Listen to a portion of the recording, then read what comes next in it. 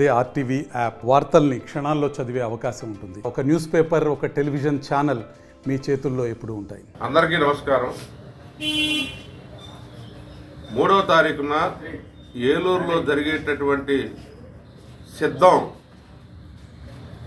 మహాసభకు తిరువూరు నియోజకవర్గం నుంచి భారీ ఎత్తున 10,000 పైన జనాభా తెలుగుదేశం పార్టీ నుంచి కూడా రిజైన్ చేసినటువంటి మా చాలామంది మిత్రులు ఉన్నారు. అదేవిధంగా ఇక్కడ ఏదైతే గతంలో నాతో పాటు పనిచేసినటువంటి కార్యకర్తలు ఉన్నారు, అందరూ కూడా వస్తున్నారు. తర్వాత భారీ ఎత్తున ఎంత అంటే 10,000కు పైగా ఈ నియోజకవర్గం నుంచి ఏలూరులో జరిగే బహిరంగ సభకు బయలుదేరుతున్నారు. నాతో మిత్రులు 30 సంవత్సరాలు పనిచేసినటువంటి చాలామంది ఈ నా యొక్క నిర్ణయానికి వారు అంగీకరించి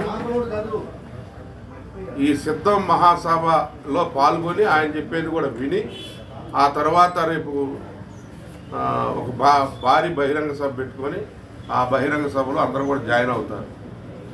దానిలో నేను వచ్చానని నేను ఒక్కడనే రాలేదు.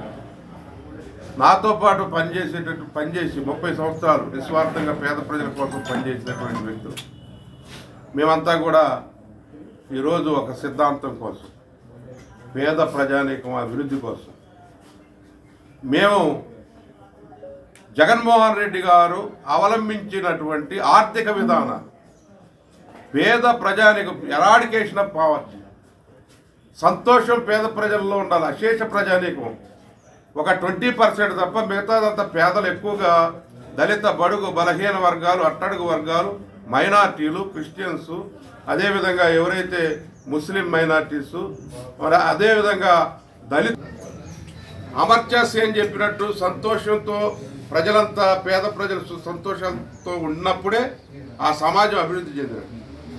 అందుకనే డాక్టర్ బాబాసాహెబ్ అంబేద్కర్ని భారతదేశం కాదు ప్రపంచంలో ఎక్కడా లేని విధంగా 206 అడుగుల ఎత్తులో నిలబెట్టి స్వరాజ్ మైదానంలో ఆ విగ్రహాన్ని పునాది వేసిన రోజు నుంచి కూడా మా ఆలోచన సరళి మారింది. ఆయన బాబాసాహెబ్ అంబేద్కర్కి ఏదైతే ఆయన సిద్ధాంతాలకు కట్టుబడి ఉన్నారు, గాంధీ గారి గ్రామరాజ్యం ఏదైతే కలలు కన్న గ్రామరాజ్యాన్ని జగన్మోహన్ రెడ్డి గారు భుజాన వేసుకున్నారు. రైతు భరోసా కేంద్రాలు కానీ, గ్రామ సచివాలయాలు కానీ, విలేజ్ హాస్పిటల్స్, క్లినిక్స్ కానీ, వీటన్నిటి నిర్మాణం కానీ, అక్కడ వాలంటరీ వ్యవస్థ కానీ, అక్కడ ఉన్నటువంటి సచివాలయ సిబ్బంది కానీ, పేదలు పెన్షన్ కోసం రావాలంటే నేను చూశాను. ఒకరోజు ఏలు ముద్ర పడలేదంటే మళ్ళీ తెల్లారి ఎక్కడి నుంచో రావాలి. వచ్చి ముసలివారు అక్కడ పడిగాపులు కాసినట్టు సందర్భం. నాకు ఏలు ముద్ర పట్టలేదంటే ఐరిష్ అన్నారు. ఐరిష్ కూడా పడకపోతే వాళ్ళ పెన్షన్ లేక నా దగ్గరకు వచ్చినటువంటి అనేక మందికి నేను వారిని ఏదో ఒక విధంగా కలెక్టర్ గారితో మాట్లాడి చేయించినటువంటి విధానం. అదంతా లేకుండా 1వ తారీఖున వాలంటరీ దగ్గరికి వెళ్ళి ఆ ముసలివారిని పలకరించి ఆదరించి వారికి పెన్షన్ ఇచ్చి, వారికి ఎవరైతే హెల్త్ వర్కర్స్ ఉన్నారో వాళ్ళ ఇంటికి మందులు తీసుకెళ్ళి, షుగర్ కావచ్చు, బీపీ కావచ్చు, జనరల్గా హెడేక్ వచ్చినా, జ్వరం వచ్చినా అక్కడ హెల్త్ ఆశా వర్కర్లు వెళ్ళి వాళ్ళ ఇంటికి వెళ్ళి తలుపు తట్టి వాళ్ళకి మెడిసిన్స్ ఇచ్చే విధానంగా ప్రజలకు సేవ చేయాలని, పేద ప్రజలకి, నా స్వజనాంగానికి సేవ చేయాలని ఏదైతే ఆశయంతో వచ్చానో ఆ ఆశయం అక్కడ నెరవేర్చబట్టలేదు. అక్కడ వేరే విధమైనటువంటి ఒత్తిళ్ళు, వేరే వాళ్ళకి రకరకాల వాళ్ళు నా మీద అంతకుముందు క్యాండిడేట్ని పెట్టడం కానీ, ఆ తర్వాత ఇప్పుడు కూడా క్యాండిడేట్ని పెట్టడం కానీ, నాతోటి విషయాలు సంప్రదించకపోవటం కానీ జరిగినాయి. ఇవన్నీ కూడా నేను చర్చడం చేయదలుచుకోవాలి. నేను చెప్పా, సిద్ధాంతపరంగా విభేదించాను. ఈరోజు స్టడీ చేశాను. జగన్మోహన్ రెడ్డి చేసే ఆర్థిక కార్యకలాపాలన్నీ కూడా స్టడీ చేశాను. మీతో 30 ఏళ్ళు మీరు చేసిన ఆర్థిక విధానాలన్నీ కూడా స్టడీ చేశాను. విధానాల్లో రూపకల్పనలో నేను కూడా పాల్గొన్నాను. 10 ఏళ్ళు మీతో పాటు ఉన్నాను శాసనసభలో. శాసనసభ బయట కూడా పార్టీ అభివృద్ధికి రాష్ట్ర మొత్తం కూడా మీరు ఎక్కడ పంపిస్తే అక్కడ పనిచేసి వచ్చారు. విధానపరంగా వచ్చాడు తప్ప స్వామిదాస్ ఆర్డినరీగా రాలా.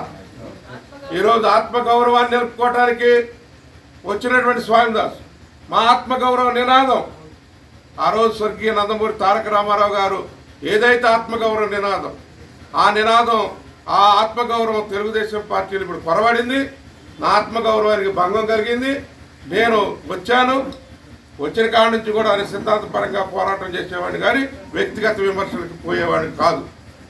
నేను తెలియజేస్తా ఉన్నా, పేదల పక్షపాతి జగన్మోహన్ రెడ్డి గారిని తిరిగి ఈ రాష్ట్రంలో 10 కాలాల పాటు ఆయన బ్రతికున్నంత కాలం మాకు పాలకుడుగా ఉండాలి. పాలకుడు మంచివాడైతేనే ప్రజలకు న్యాయం జరుగుద్ది.